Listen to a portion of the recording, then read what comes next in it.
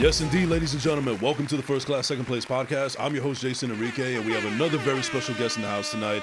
So we've had a lot of people from all walks of life on the show. We've had athletes, we've had politicians, we've had actors, we've had musicians, you name it. We've probably had them all on the show, especially podcasters. But what's interesting about this gentleman that we have here, he's very young, he's very talented, he has the whole world in front of him, and I'm actually jealous of his age, even though I think that he has a curfew right now. So ladies and gentlemen, welcome my guest, Shemer Mosley. How you doing, brother? Shemer Mosley, excuse me. Yeah, Shemer Mosley. Shemer Mosley. Don't worry, everybody gets it wrong like once or twice. Don't worry.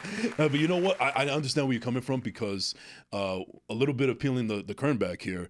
Enrique is actually my middle name. Okay. I don't often say my last name because people can't pronounce it. It's almost like that guy from Fast and Furious. Oh, my name is Hector. You know, I got a last name, but I can't pronounce it. That's what it's like. Hopefully you're familiar with the Fast and Furious. Yes, also. I am. Okay. My aunt is a very big fan of the Fast and Furious. Ah, okay. She watches it religiously. Really? Yes. Oh, she's one of those. Shout out to her. Shout out to her. So, okay, but anyway, brother, thank you for coming through. I really appreciate it. Thank you for having me. Absolutely. So, let's start it off. Tell me, Mr. Mosley, where was it that you were born and raised? Like, where does your Jersey story begin? I was born and raised in New Jersey. Mm-hmm. I moved around a little bit in New Jersey because I was with my mom and my dad, and it wasn't really out of state or anything. It was always in New Jersey. Sometimes we moved to Philadelphia because of my mom. But we just figured that I would stay where I live with my aunt and my grandma. Okay. Until my mom and my dad figured things out. Oh, wow.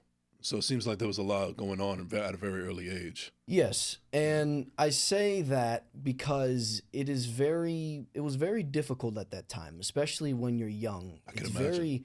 It's very confusing because you don't really know all of the worldviews right now. And in my perspective, it was like I was being split into two because I have my dad right here and my mom right here. Yeah. And mind you, my mom was the one that was the closest to me. My dad was... He was there. He was there, but he was all the way in South Carolina. So I had these options, in a sense. I had three options. I could live with my mom. I could come live with my aunt and my grandma, and then I could live with my dad. And because of circumstance, I just lived with my aunt and my grandma. And it's been like that ever since. Wow. Okay. And so you being exposed to that, for lack of a better term, at such a young age, do you feel that it's in some way, shape, or form has made you into the man that you are right now? Like, do you feel like you were able to build off a lot of strength and develop thick skin because of how you were raised? Absolutely. Because when it comes to character building, yes, you definitely need, and I'd say this a lot, I'd definitely say that you need trauma and you definitely need a downfall. Because if you look at any superhero movie, you could look at the instance of Spider-Man or Batman. Batman's parents were killed. Spider-Man's Uncle Ben was killed. Right.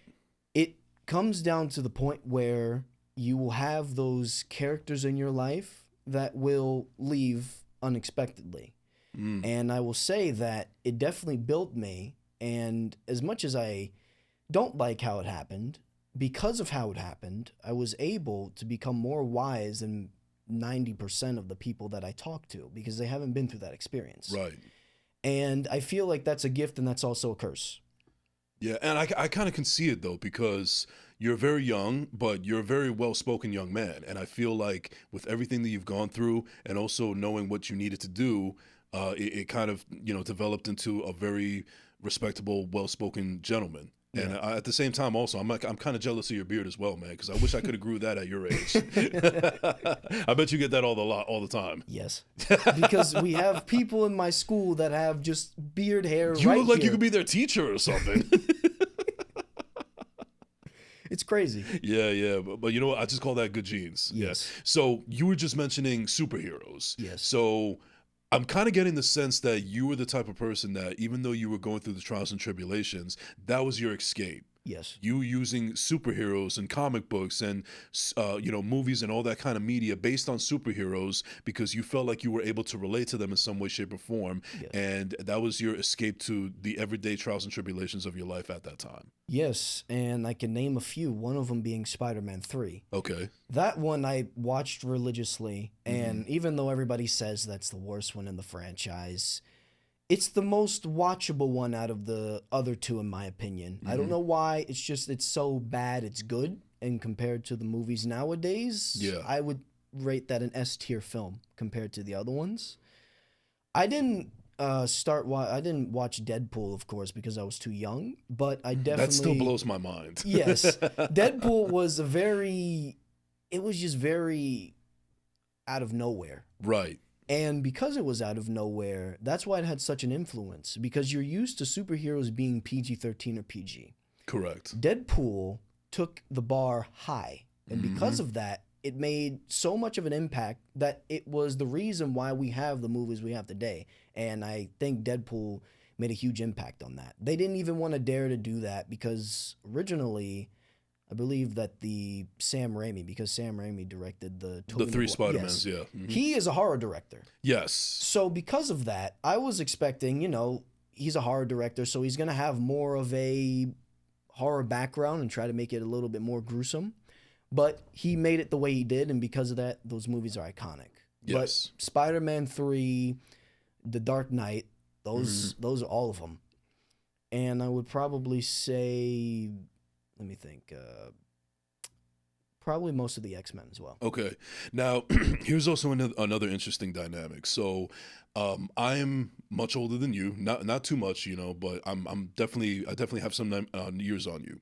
So, back in my era, it seemed like if you were into these kind of things, like if you were into comic books and video games and superheroes and all that stuff, not only were you labeled a nerd, but you would also be like somebody that people would keep their distance from. Like, I don't want to be associated with that dork or that nerd or whatever. Yes. But now we live in a time where it doesn't matter. Like the most popular kid in school could be a fan of anime and comic books and this, that, and the third, and he could still win prom king. It's a much different time that we're living in now. I'm even surprised to see that some people that have come from some of the worst neighborhoods in the world, and they're like the biggest Dragon Ball Z fans or other animes that I can't even think of right now. Whereas back then in my era, that was looked at as taboo. So in a way, I'm kind of jealous of the generation that you're growing up into, because that's like the cool thing now. Yeah, and also shout out to Lamar. He loves anime. Yeah. Shout out to Lamar. He loves anime. He loves wrestling. All the things that you would think that and excuse me for saying this, and I hope nobody takes it the wrong way, but a black man of his ilk would be into. Yes. Because you look at his exterior, you figure that he comes from a certain demographic, and he kind of blows your mind when he tells you what his interests are. But I love that because that shows his character. Yes. And I think that's also really cool with even kids around your generation now. Absolutely. And I will say that this generation has its ups and downs, and we'll probably get into that later. Mm-hmm. And I will say that one of the upsides is that you are very free to do whatever you please to do. The only thing is that people will do certain things that they shouldn't be doing.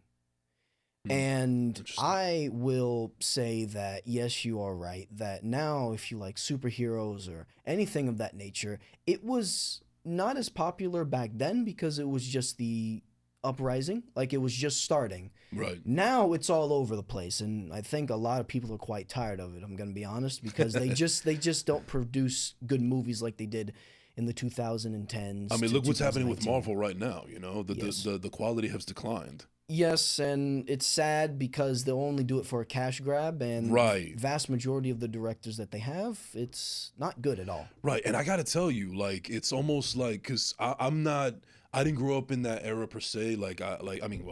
It was comic books and superheroes were around, but I wasn't indoctrinated as everybody is now. Like, I have a cousin of mine, shout out to Elaine, who she grew up on the Avengers, and she was able to know the backstories of Iron Man and Captain America and even Guardians of the Galaxy and Ant-Man. Some of these superheroes that I wasn't even familiar with. I knew the big ones like Spider-Man and Iron Man and Captain America and the Hulk, but I didn't know anything about Thor. I didn't know anything about Guardians of the Galaxy. I didn't know anything about Ant-Man. I didn't know anything about Shang-Chi or Eternals or anything like that. Or I didn't even know there was a Madam Web.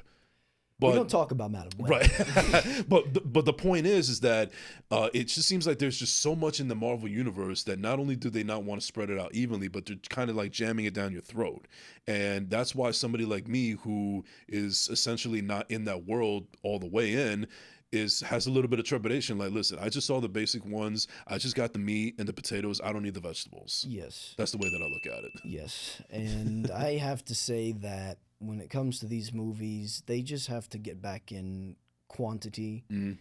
And, you know, their quality has declined, sadly, but maybe if they just don't push out like 3 movies every single year, then they'll have more time, because that's the thing that they did back then. Right. When it came to the Avengers films, it would be at least maybe 1 to 2 movies a year, but they'd be very spread out. It wouldn't be 3 months apart all the time. It wouldn't be like that like there is now.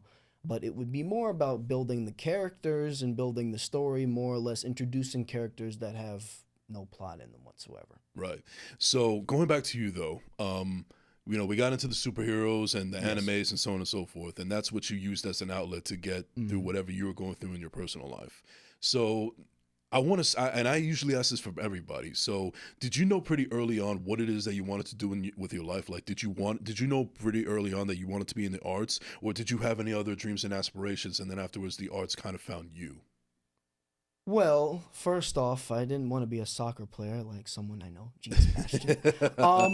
But it was actually bodybuilding at one point, because I definitely watched the Terminator films. That's another film, Terminator. Oh, absolutely. Classic. Terminator. And I will say that I wanted to do it. I wanted to be a bodybuilder. But now I know that's not something I want to do because of everything that they go through, all of the stuff they put in their bodies. We're not going to speak of that. Right. Yeah. But it is something that I wanted to do. It was a dream of yours at one point. It was a dream at one point, because I was skinny. I was a very skinny kid. And when you're a skinny kid, that's the only thing that you want to do. And it's very difficult. And in my opinion, I feel like if you are skinny, it's more difficult to put on mass and muscle than if you are a more obese person, because you just have to lose it and you just have to work out at the same time. It's way more easier that way. But skinny, you have to eat a bunch. So what is it that about the arts, about you wanting to get into acting, what was that moment for you? Like, where did it hit you and strike you and be like, you know what, this is what I want to do with my life? Okay, so when it came to acting, it came down to the first Friday the 13th fan film that I made. It wasn't good, and Friday the 13th was, out of all the superhero movies and everything, this is the one that really had an influence, because I related to Jason Voorhees a lot because of how he was picked on as a kid. I don't know if I should be afraid of that statement right now. Well, in the sense of his character, because he was picked on as a kid, and he didn't really have his mother around, and, you know, he was very mistreated. And a lot of people I know, you know, can relate to that. And Jason is very misunderstood regardless. And when it came to the Friday the 13th fan films that I did, I watched one on YouTube and I was like, this seems pretty easy to do. And it is easy because the budget is very low for those type of films, even the ones that they have in actual movies, very low budget. Right. But the thing is that you still need to have a story. And that's the thing that I was missing. But as soon as I started doing that on my little phone that I would do it on, I was like, yeah, this is something I want to do. So you just mentioned fan-made films. Now, I'm about to be 38 years old. I've never been married. I don't have any children. I know some people in my age range that do have, even teenagers at this point, maybe even some that are your age now. So they may be familiar with some of the things that, you know, kids of your age or around this area, this age range are into, like fan-made films. Or I didn't even know that there's actually a culture there where people just sit and watch other gamers play, you know? In my day, everybody was playing a game, but now there's people that are actually making money, making a career of just watching other gamers play. All they got to do is just sit and watch, and they're just collecting a check. So, but going to fan-made movies or films or shorts, whatever you want to call it, you've actually done a couple of them. I was actually fortunate enough to be in one of them. Yes. And thank you for that, by the way. But I guess maybe you could explain to me, like, how did that explosion happen, since I don't have any familiarity with it. Well, it comes down to, when it comes to fan films, you need to first find a category that you want to do. Right. But do you ever have to worry about copyright infringements or anything like that? Because that's a big concern, I would think. It is a big concern, and it can be a very big concern if it gets big. But I'll say this, is that because it's fan-made, I believe there's a law in there that you can't really get taken down as long as you don't make any profit off of it. That is true. Yeah. Because you know what? That reminds me of like when I used to do music back in the day. If I wanted to rap over an instrumental that was popular, as long as I didn't monetize from it, I was cool. But if I actually got a check from somewhere, then I would have a lawsuit on my hands. So I understand. So that makes sense. I understand that now. And the Friday the 13th laws are very tricky if you don't know about it. It's very tricky because of how many people wanted the rights, how many people wanted how much money, because the original director didn't have a lot of money because he only wrote the first film, and he believed that because he was the creator of the franchise, Right. he should get all of the profit. And the other half was like, no, you only made Jason when he was a deformed child and the mother and the name, and that's it. You didn't make the hockey mask killer, right? So because of that, they had a lawsuit for 5 years. And the reason I'm mentioning this and why it's tricky is because it's unfair, because there was the game that they made. And the game shut down because of that lawsuit. Okay. But the fans, because of how dedicated they were, they made mods and they made versions of the game that people could play for free. Mods? What do you, can you Mods, explain that to me? Yes. mods are basically, like, let's say there was have you watched the Friday the 13th movies? Yes. Yeah. Okay, so they have the Jason versions from part 2 all the way to part 9, right? Right, yeah. All the other Jasons weren't in there. A mod would be, you would be able to create your own and put it into the game. Like if they wanted to make a Jason X when he was in space, they were able to put that into the game. They were able to make different maps when it came to snow maps and like putting in space. Like that's what a mod is. You're able to put your own thing into it. Interesting. Yeah, but the only thing the reason I'm mentioning this is because the difference is that when they made these mods, it wasn't a problem at first, but IGN, I'm pretty sure everybody knows. I know IGN. what IGN. Even I know what IGN Yes, is. Yeah. IGN posted that they were making this fan game, but the people that were in charge of the game at the time, they saw this and they were like, "Oh, this isn't good. You're not supposed to do any of this," but they weren't making any profit, right? And the reason I'm saying this is because fan films can get made because of this law, but the people that are in charge of the game, they're like, no, you can't do this, even though you're not making any profit. It's going to be bad for the brand. When in reality, the people that were in charge of the rights, they could have renewed the rights, right? And they could have restarted the game and made a bunch of money. They decided to leave the game alone. And when fans wanted to step in and do stuff, they decided, no, you can't do this. We're shutting you down. It doesn't matter. And it's really unfair. Because fan films put as much dedication into fan-made games. They're basically the same thing. I can see that because like the fan made film that you're known for out there in the stratosphere is the Deadpool. Yes. And I think it's perfect promotion as well because we have Deadpool 3 coming out this year, Deadpool versus Wolverine. Yes. Now, but what I want to ask you is that out of all of the superheroes in the universe out there, I'm talking about the Batmans, the Supermans, the Spider-Mans, the Iron Mans, the Hulks, everything. What was it that made you want to do Deadpool specifically? Like, what was that? Like, you know what? Out of all that I could choose, Deadpool's the guy that I'm going to go with. Okay, so Deadpool was tricky regardless of one, but the reason why I did it is because he's another character that I can relate to. Because when he's in pain... That's what I'm getting at, yes, when he's in pain, he makes a lot of jokes. Even if it comes to mental pain, if it comes to physical pain, he just makes and shields himself with jokes. And that's exactly who he is, and that's what I do. And it makes life a little better because you're laughing, you know? But the thing why I wanted to do it is because it was a challenge. I was doing the Jason films, and they're easy to make in a sense.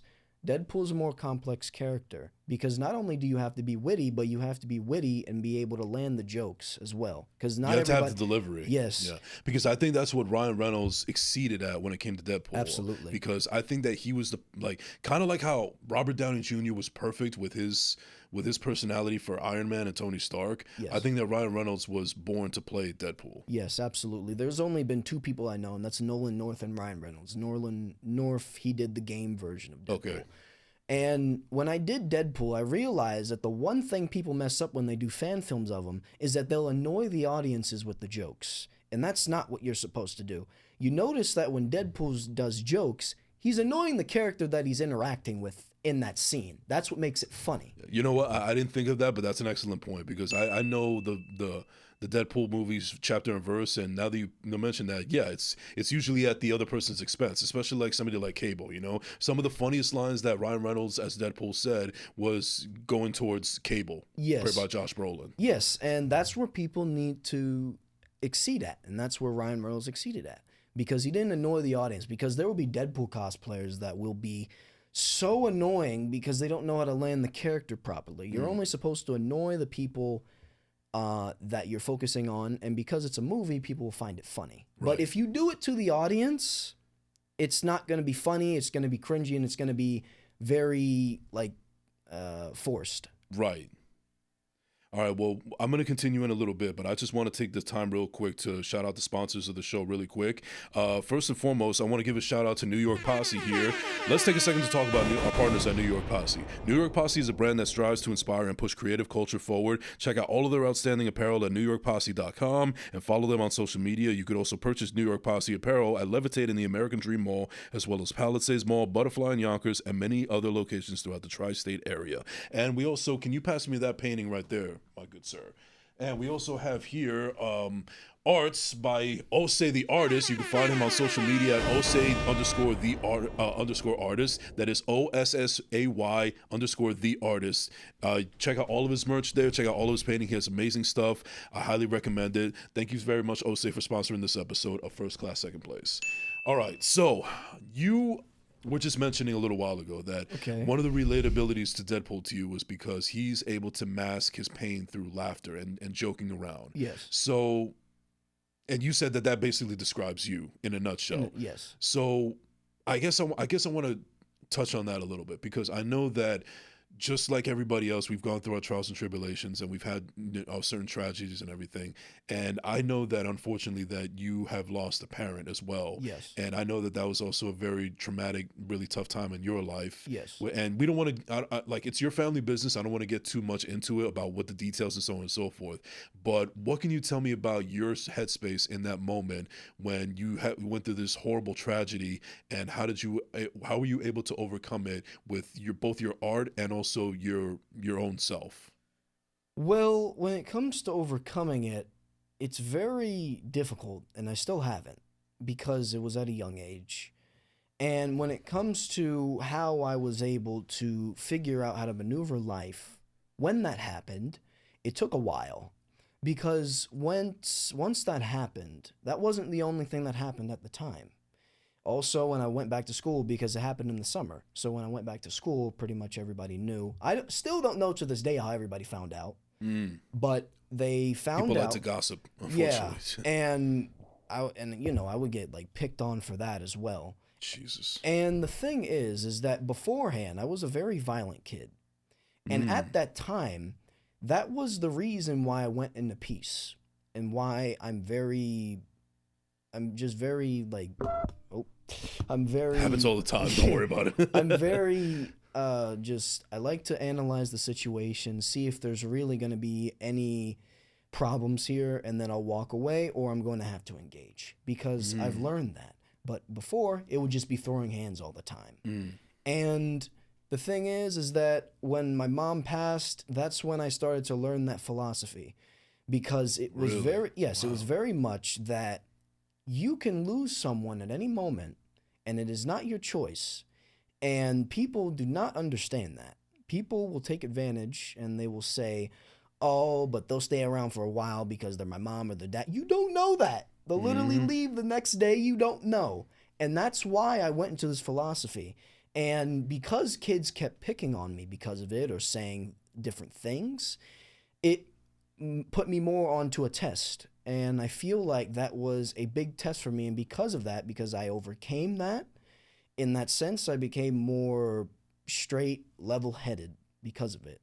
But the truth is, when you lose someone like that, either it be a father or a mother, and I really say especially mothers, because they're nurturers, and they're supposed to be there forever. They're nurturers by nature. Yes. When you lose something like that, you never get over it. It's never, oh, I'll get over it this, or I'll think you'll never get over it. It's just in the fact on how you deal with it. And I found the best way is to resort to working out and fitness. And that's where I found myself.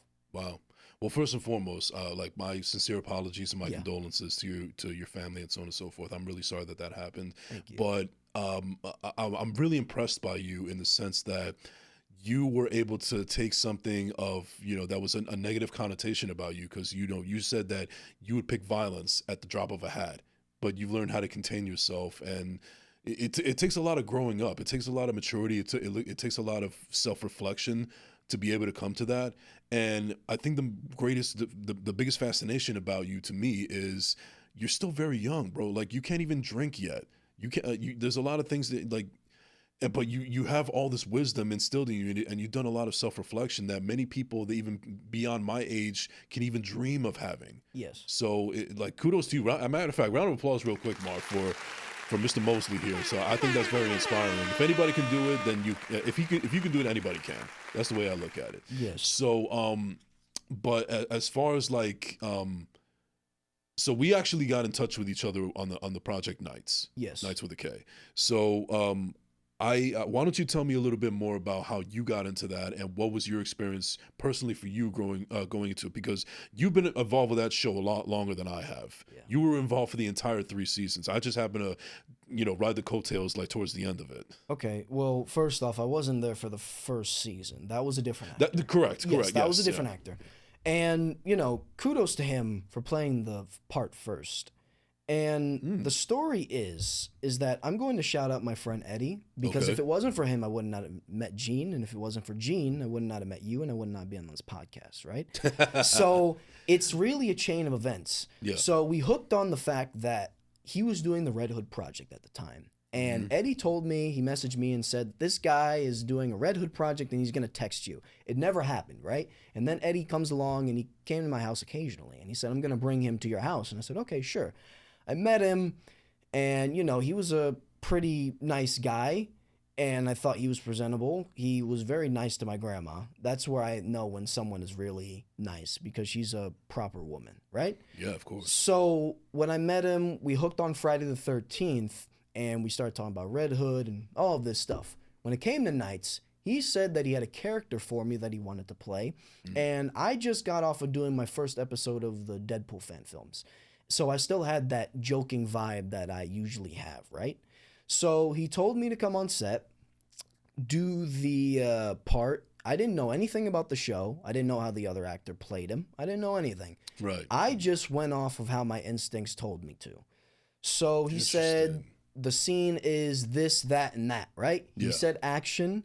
I did what I do best. I made jokes, and everybody was silent, and they looked at me, and they were like, we should have hired you as Michael a long time ago. Look at that. And ever since then, I've evolved the character, because I feel like it had a lot of room of improvement, because there's a person in there where you can have jokes and everything, but what happens when the joking, the peacemaker of that trio of siblings, gets into a bad rap? That's where I wanted to explore the character, and that's where I tried to proceed it.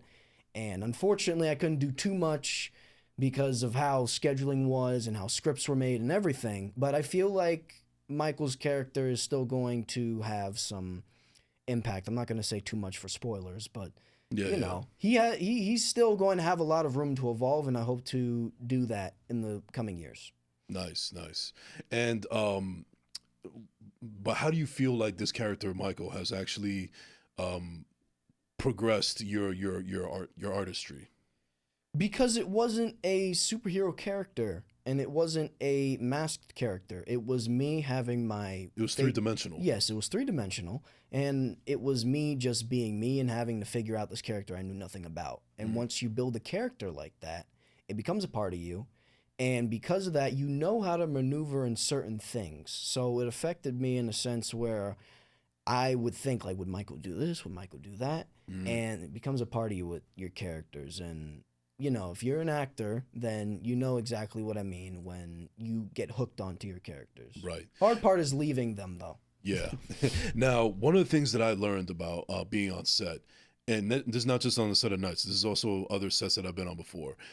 Every actor tends to have their method, and usually one of the things that they try to do is to, like, really crucial moments of emotional scenes. Yes. Like, I've seen actors that have listened to a sad song for a couple of minutes in order for them to get to the proper emotion that they need to, shed tears on camera, or they'll think of something that happened to them, or whatever method that they use in order to do that. So is that a method that you use, and have you been able to hone it and use it to your advantage when it comes to your artistry? Well, when it comes to crying, I still haven't gotten that part down yet, but Mhm. I can definitely do the sadness of it. I just can't do the tears yet. I'm still working on that. Well, I kind of noticed that, because not to cut you off, but I remember seeing you do your thing on the set, and it was a pretty emotional scene where you weren't shedding any tears, but you could see that this fucking hurt you. Yeah. So like I'm that always fascinates me, how everybody has their own method of doing. I think for me, if I had to do something like that, I would think of something tragic, of like, something, God forbid, happening to my dog or something like that. So I guess I guess you have your own method. I don't know if it's from past trauma, or if you listen to something, or you think of a movie that's like really emotional. I don't know what your process is, but that was just something that was curious to me. Yeah, and like I said, it really goes back to, would the character do this or would the character do that? Right. And the emotional scene, not going to spoil it, but the emotional scene was really done by all the actors there. Everybody put their all into that scene, and they did it in their own way. But I want to also shout out Stephanie Garcia. Yes, shout out to Because Stephanie. in that scene, she actually like cried.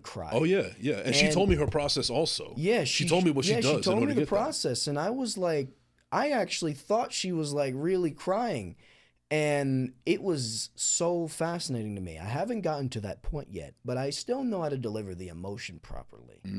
So I mean, you got one step in there at least. That's Yes. like one step towards the goal. yes, and it's gonna take a while, but I will get there, and I know I will.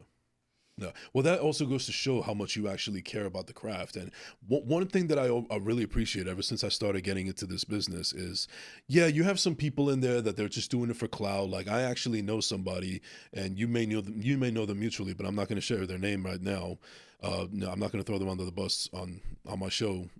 But I know that there's other people that have actually gotten involved in certain projects because they just want clout. They Yes. want to rub shoulders with the it crowd. And I've actually even seen moments where I remember a while back, I want to say like some time ago, where somebody was actually getting like flirty with the director or the director's brother or something like that, only for the hopes of actually being involved in the next project that's going on. And it's really sad. Like, I see it all the time. But then afterwards, you have people like you and Lamar and a handful of others that I can't name right now, that you're in it for different reasons. You're in Yes. it because you actually give a fuck Yes. about the actual artistry. And I'm always going to have much respect, not only because you respect the artistry, but your method is what's going to have longevity, whereas to anybody else, they're just going to, it's not going to last long. Yes. And I will say that, yes, Lamar, you have Leo, you're also one of them. Yes. You have all of these talented people that want to make the show good, not knowing if it's going to go anywhere, but they still do it anyway because they have faith in it. When a project loses faith, then the whole cast loses faith, and then it loses its magic. And you can definitely tell when a project loses its faith and loses its magic because the cast doesn't care about it. Right. And you can tell. You really can. Now, also, what I find really fascinating about you is I've been on 2 sets with you. I've been on the Night set and I've been on the Deadpool set. Now, the Deadpool set was a little bit more hands-on because that's your thing. Not only are you acting as Deadpool and Wade Wilson, but you're also the guy that has a story written out. You know what you want to do directing-wise, which angles, the camera work, so on and so forth. And here's the part that I'm fascinated about you is that I'm really I got to give you props on your preparation, because I've been on sets where it was only supposed to take like maybe 2 or 3 hours and it ends up being like an 8 to 10 hour day. Not just that one, but others as well. That's not the only one. And then afterwards, I've been on sets where it was the same thing as yours, where like it was on a time schedule. They have everything planned out. That it was all preparation, and we started at the time we were supposed to start, and we left at the time we were supposed to leave. So it really just it really depends on what kind of set you're on. Everybody's different, but I think that what really separates you from others that I could think of is your preparation and your no nonsense. Even though you're a guy that loves to like pull a lot of pranks and laugh and have fun and joke around and stuff like that, when it comes to crunch time, you're down. You have that shit down pat. Yes, and it's very important with everything you do in life. I do that when it comes to working out. I do that when it comes to school. I do it with everything in my life. because it comes down to how much discipline and how much you want it, right? Mm-hmm. If I want a film done at a certain time, I want that film done in a certain time. Right. I don't want no, we're going to extend. Like, no, I want it prepared. I even wrote down when I was doing everything and I was texting everybody about the first part of the shoot that we did. I got a poster board and I just wrote down everything that I needed for it because it made me more organized. I can't really do it in my head as much because it's a lot, but putting it on a poster board and then just hanging it up, it was very easy for me. I wrote down what props I needed, who is going to be doing what, and it was more smoother. The only thing I will say is that I had a shout out to Gabe. He was my color grader in this, and he was also helping me with editing, and he's the reason why the film and the quality looks very good. The only thing is that he did have a lot of gripes with the editing and how things were cut and everything. But he's an editor, he's an editor, so of course he's gonna have that, and I love taking notes from him and actual editors because it's gonna make me even better. Mm-hmm. And I notice a lot of people will be like, when they see that, be like, "Oh no, you're just mad because I'm doing this and that." No, there's a difference between someone hating and then someone actually giving you tips, and a lot of people don't know that.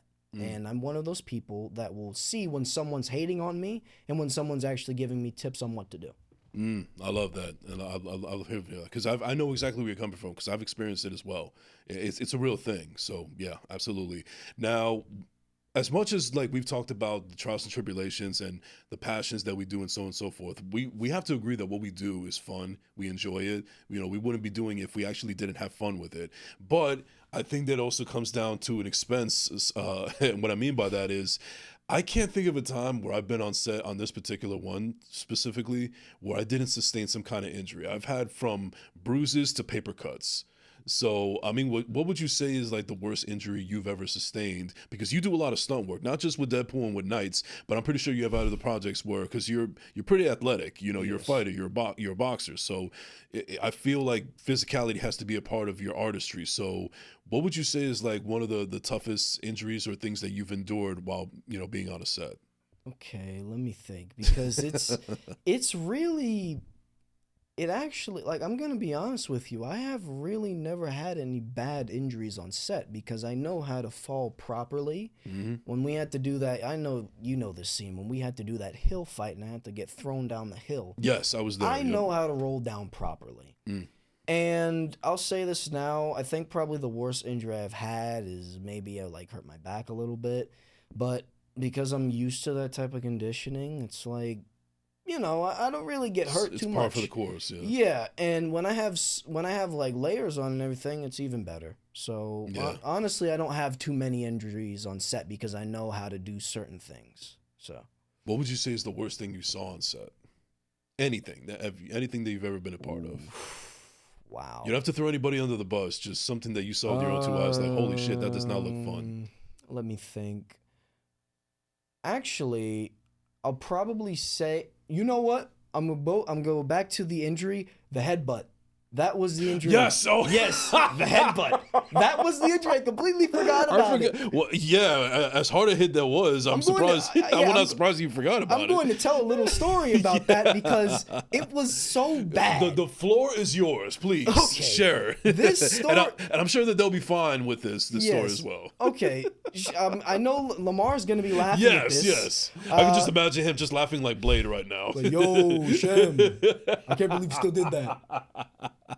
But basically what happened, and mind you, it was really cold that day. And we were by a waterfall. Oof. We were by a waterfall, which makes it really windy. My toes were frozen, bro. Dude. And I was wearing steel toe boots that day. Bro, it was crazy. So with the scene, we were choreographing the scene, and the thing was, he was supposed to headbutt me. He was supposed to headbutt me, but I headbutted him at the same time. I'm picturing it in my head because I remember being there. But that was my first time getting headbutted because I never knew what that felt like. We heard it. Yeah, that's what I was about to get to. So this was my POV, all right? This was my POV. So Lamar was like, okay, so basically what's gonna happen is you gotta do the Lamar voice. Yeah, and I gotta do movements too. So basically what's gonna happen is you are going to hit me like this, that, right? And I'm going to headbutt you, and then you're going to back up, right? I was like, okay, so we're doing the scene, but I mischoreographed the headbutt, and all I saw was his head coming to mine, and I will tell you right now, when movies do that effect, when you see white, like a flashing light, Yes. it's real. It's real. And I'm so lucky both of us are hard heads because that could have fractured either one of our skulls. And we were so lucky. We drank a lot of milk when we were kids. Because I'm going to tell you right now, it was a flash and everybody heard the coconut like that. I heard it. I was there. And me and Lamar were just like, whoa. And he's like, Shem, I told you not to do that. Shem. I will kick your ass right now, but I'm dazed right now. Like, it was so bad. That was the worst injury I had on set. And the worst thing I've seen on set was, I think probably, I wasn't there, but I saw the story when, when Gene punched that guy. And I was like, oof, that was bad. I directed that scene. And I was like, wow, I felt that. He was bleeding. I was like, oh my goodness. And this was when I was on break and I went to my dad's and I was looking at stories and I was like, oh my goodness. Do you know something? I actually have footage of that. You have footage? Here. Yes. Oh my, you're going to have to show it to me. Yeah, I will. But, Gene just has to, but I have no room to speak. He literally either. has to pull his punches. I have no room to speak either because I'm into martial arts and martial arts is something that I just love it. I love it all the time. And I just recently got into judo and jiu-jitsu. And that's probably the hardest thing I've done so far. And a lot of people will think that, and first off, they're two different things. Judo is more of you're doing ground control. And jiu-jitsu is when you're like upright and doing takedowns. And the thing is I feel like judo is a little bit more difficult because you have to be able to maneuver, think very fast on what you want to do to your opponent so he won't be able to catch you in a chokehold or anything, and you have to be able to breathe at the same time. It's way more difficult than boxing and kickboxing because in boxing and kickboxing, you have space. Like, you have space to move around and everything, right? When it's judo, it's literally just bear wrestling pretty much. And it's not all about strength either. It's about balance because you could be like maybe 230 pounds. I'm 180, right? Yeah. And someone will like run towards me and I'm doing like a jiu-jitsu move. It's all about balance. If they fall, then they're gassed out and and I really am fascinated by that. It's really my favorite thing to do right now. How did you get into that? Because I was under the impression that you were, well, I know that you are boxing because I've seen you doing with Gene every now and then, but what is it about specifically the martial arts that centers you, for lack of a better term? Okay, well, first off, inspiration film Rocky and Creed. That also inspired me to do that. That's awesome, yeah. Yes. So when it came to boxing, it was because I just wanted to learn how to fight properly because I was already good at fighting, but I didn't know how to do it properly, right? So when it came to boxing, I'll share a story because in quarantine, I would have virtual learning till 12:30. That's when we get off. And that's a half a day for me because it would be till like 3 in real time, right? So after that, I would go into where my workout, I have a punching bag, and I would just punch the bag for like 30 minutes. And that's where my journey started with like fighting and everything. And later on, I added kicks and everything. But I really got into it because of the fact that I was fascinated on, how someone can like beat someone up like that and like their different styles and how they think and that process and everything. It's very fascinating to me. So when it comes to fighting, it all came down to how to do it effectively and not do it like really goofy. Because the one thing, this is my biggest fear. I get into a school fight and it looks like I'm waving bananas in the air. I had to do one for the show. You completely called me off guard with that. Because people will be fighting. I don't know if you've seen school fights, but people will be fighting like this, not knowing how to throw punches. I don't want to be like that. I want to actually I know what you're talking fight. about because I could give you chapter and verse of me going on like worldstar.com and this is how they're fighting and it's like the funniest shit I've ever seen in my life because it's not being done properly. Yeah, it's so bad. I also want to bring up a funny fact. When you gave me those kickboxing gloves, and I Yeah, got yeah, that was my gift to you, actually. Yeah, and I got it because I got the number right. And then when I Yeah. looked at Gene, he was like, "Nah." yeah. So let me tell the story right here, real quick, to kind of give context. So we're on set, and I feel like my trunk of my car was basically a locker room for everybody to just put their shit in there. And then I also noticed that there's a bunch of stuff in there that I don't need anymore. It's just sitting there collecting dust. You know, I got to put it to good use. Maybe I can donate it, whatever the case may be. So one of the things that I had was kickboxing gloves. Now, I never kickboxed a day in my life. No, that's not true. I did do a little bit of a free trial, but usually I did those for other boxing. Like there was a gym that I was signed to at one point where I actually would use it for the punching bag. Excuse me. But I haven't been there forever, and I forgot that they were in my trunk. So I know that you and John are really into the arts and fighting and boxing and so on and so forth. That I was like, you know, I got these gloves, but I don't use them. Might as well give it to one of these guys, but I don't know who to give it to. So I feel like the only way that's fair, I'm just gonna play like Two-Face right here. You know, I don't have the coin or anything, but pick a number from 1 through 20. You got it on the first shot. You didn't even give Gene an opportunity to even try, and you got it. And the devastation was also sad and hilarious to me. It was the way he looked like a baby that was charging up to wine. I've never seen him act that dramatic in a film, let alone in real life. He was really devastated, like he didn't have gloves of his own. And you know the funny thing? I have 5 pairs of boxing gloves. I have my boxing gloves, like the punching ones. I have kickboxing gloves.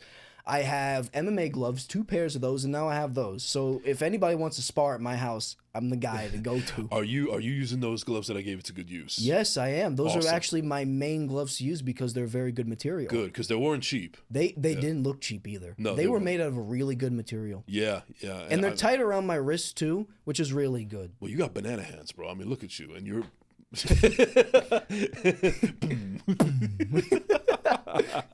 Little inside joke for the audience right there. Yeah.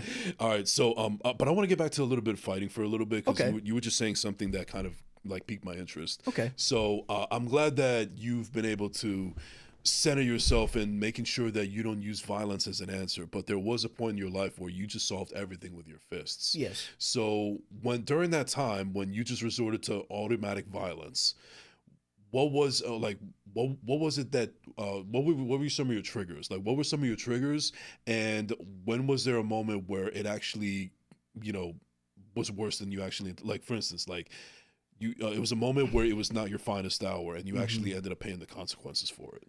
Oof, I can tell those stories all day. And one of the main triggers was just my mom, because Fair even enough. though she was alive, she wasn't really in my life because she was dealing with stuff. So You had and your I- own trauma. You know, Yes, like, and I really loved her, and she wasn't there.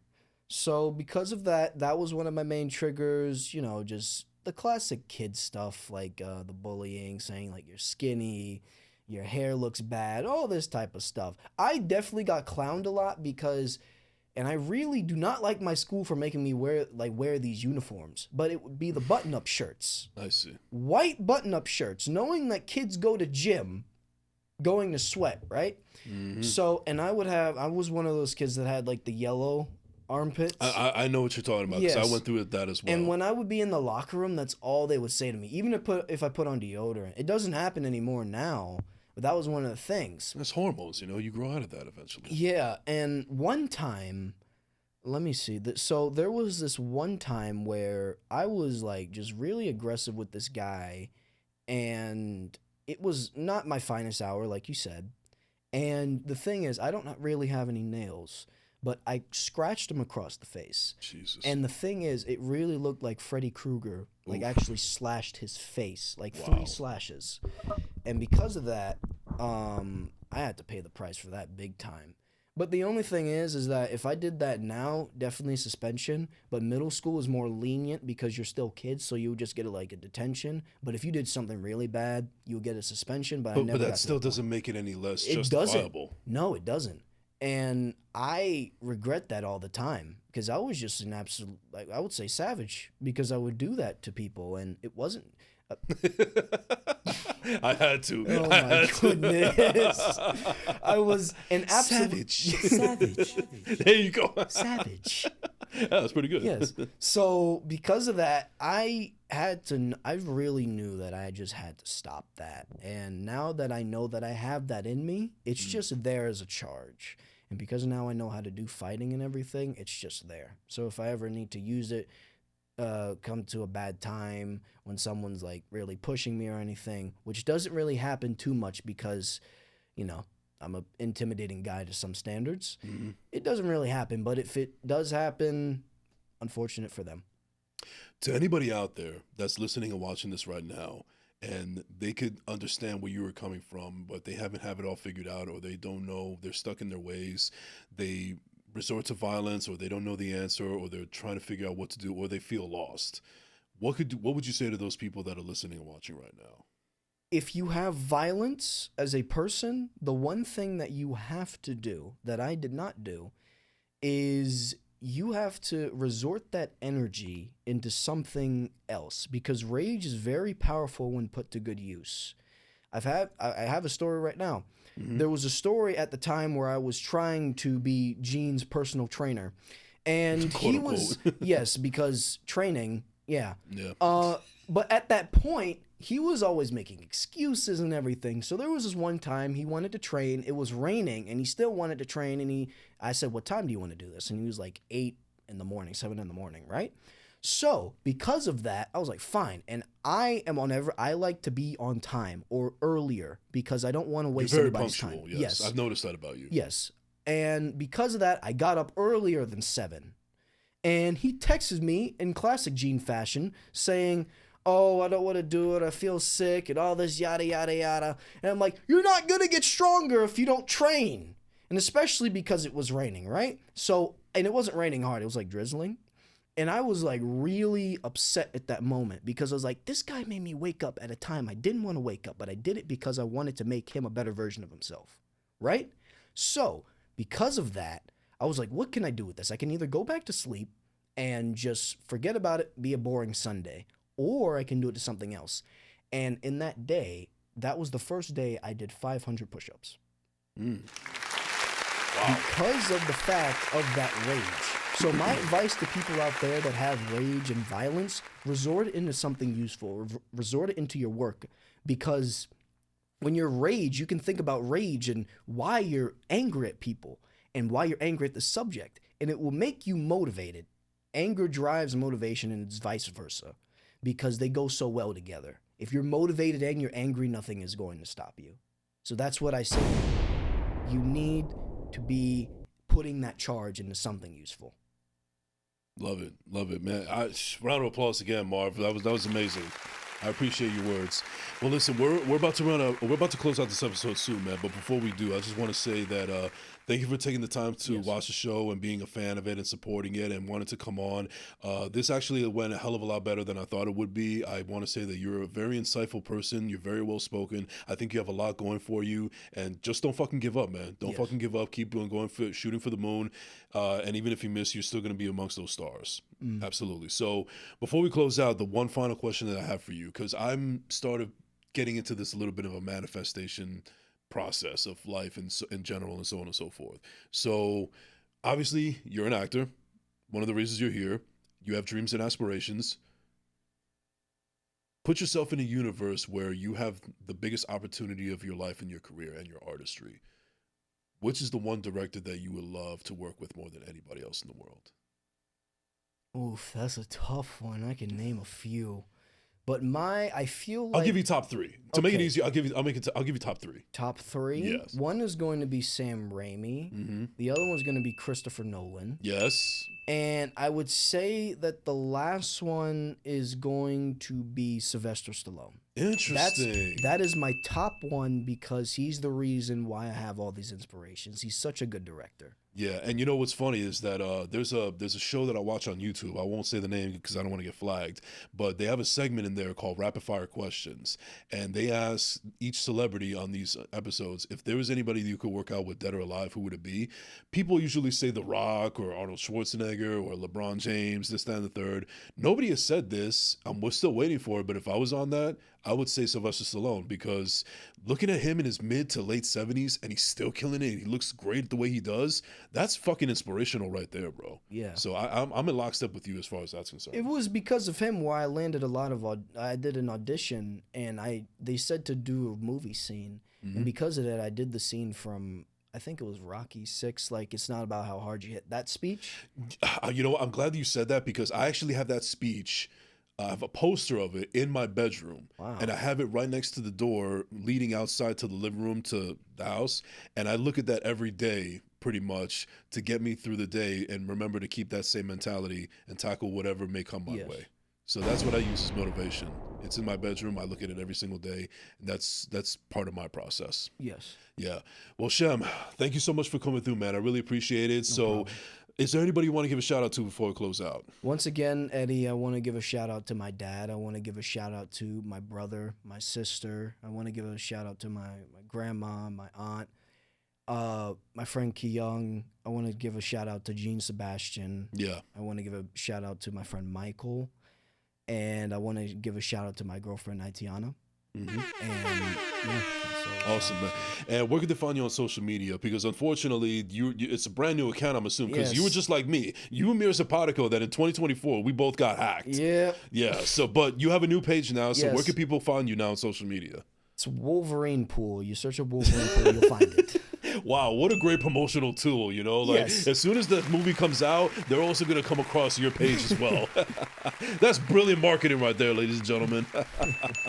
All right, well, anyways, Shem, thank you so much for coming through, man. I really appreciate it. And ladies and gentlemen, that's going to do it for this episode of First Class, Second Place. You can find me at I am Jason Enrique on all social media platforms. Don't forget to like, subscribe on YouTube and everywhere you get your podcasts. Thank you for tuning in. We'll catch you next time. This has been the First Class, Second Place podcast. We out.